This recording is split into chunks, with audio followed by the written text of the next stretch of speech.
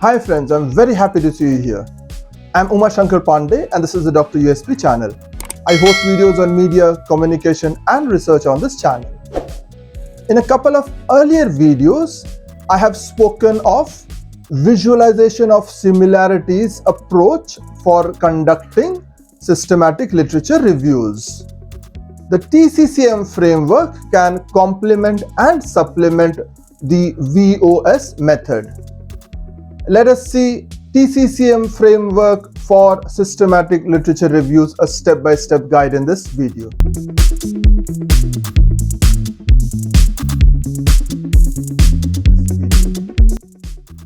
TCCM framework, T stands for theory, C stands for context, the next T stands for characteristics, and M for methodology.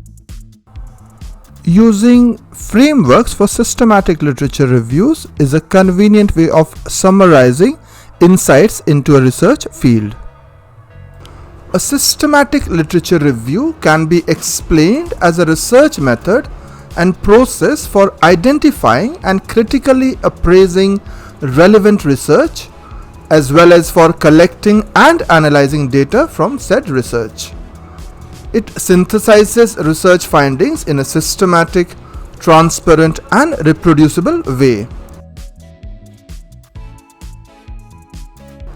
The aim of a systematic review is to identify all empirical evidence that fits the pre-specified inclusion criterion to answer a particular research question or hypothesis.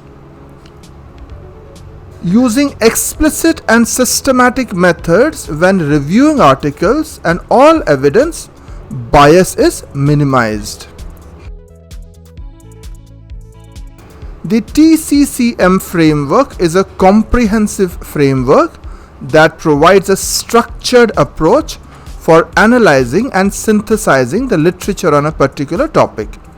It includes 4 steps: identifying the dominant theories, examining the contextual factors, analyzing the characteristics of the research studies, and reviewing the methodologies.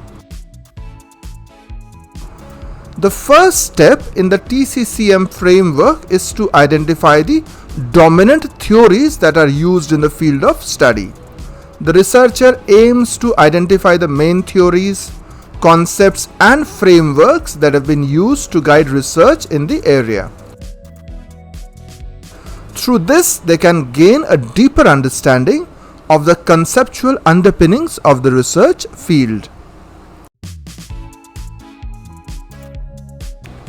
Identifying dominant theories in a field of study allows researchers to understand the historical and conceptual context of the research questions they are investigating. By building on established theories, researchers can contribute to the field by adding to the body of knowledge and potentially advancing the theory itself. The second step in the TCCM framework is to examine the contextual factors that impact research in the field. Contextual factors are the broader social, political, economic, and cultural forces that shape the research landscape. For example, examining contextual factors allows researchers to understand how these forces influence the development and application of theories in the field. The development of new technologies, for example, social media platforms, can impact how people consume and interact with media, for example. Media can be influenced by political and social contexts, which can impact how people consume and interpret media messages. Economic factors can impact media production and distribution. The third step is to analyze the characteristics of the research studies in the field. This includes examining the types of research questions that have been asked, the research designs that have been used, the data collection methods that have been employed, and the types of data analysis techniques that have been utilized. analyzing the characteristics of research studies in a field is important for identifying gaps in the knowledge and developing research questions that advance the field. For example, researchers may attempt to map a variety of outcome measures to assess the effects of media exposure, such as measures of attitudes, beliefs, or behavior. The fourth and final step in the TCCM framework is to review the methodologies that have been used in the field. This involves examining the methods and techniques that have been used to gather data, analyze results, and draw conclusions in previous research studies. This includes quantitative, qualitative, and mixed methods approaches.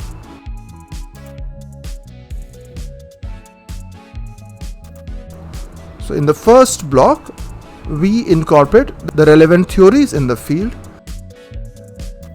The second block has the contexts. The third one has characteristics, which we've defined earlier. And the fourth one is about methodologies. They're all guided by the research questions. The TCCM begins by defining the research question that the systematic literature review will address. The research question should be specific and clearly linked to the TCCM framework. This is followed by a comprehensive search of relevant databases to identify all relevant studies that have been published on the topic. Use of keywords help identify relevant studies. The researcher then screens the identified studies to ensure they meet the inclusion criterion. Example, relevance and quality. They then evaluate the quality of the selected studies using appropriate quality assessment tools. The researcher then extracts relevant sections or data from the selected studies using a standardized data extraction process. The writing part starts with an introduction that defines the research question and outlines the TCCM framework. It then describes the search strategy, screening process, and data extraction process. Next, the researcher presents the findings organized according to the 4 steps of the TCCM framework. Finally, there's a discussion on the implications and areas for future research. These are important questions. What is the contribution of conducting this review? What is the specific purpose and research question or questions this review will be addressing? What is an appropriate method to use? What is the search strategy for this specific review, including search terms, databases, inclusion and exclusion criterion?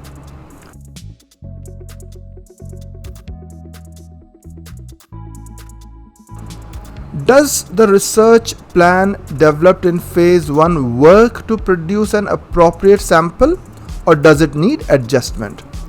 What is the practical plan for selecting articles? How will the search process and selection be documented? How will the quality of the search process and selection be assessed?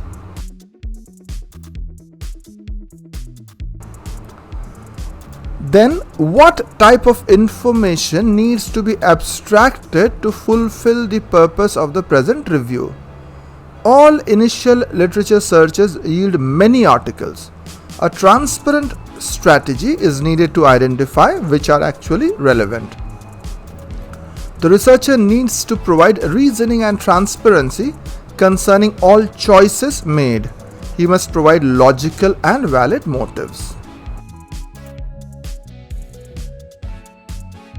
What standards of reporting are appropriate for this review? What information needs to be included in the review?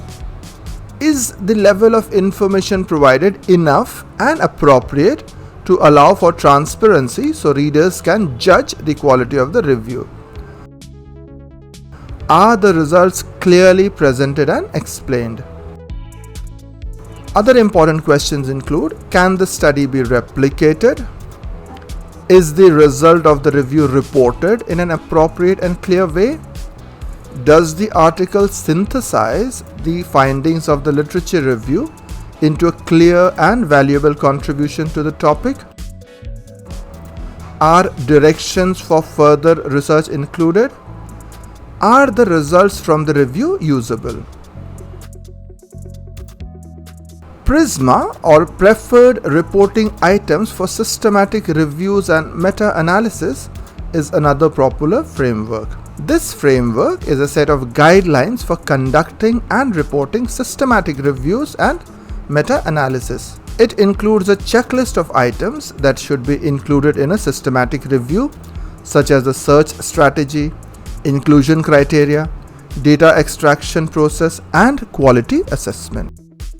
Thanks for staying along, friends. As always, it was a delight having you here. I'll be back with another video very soon. Till then, have a great time.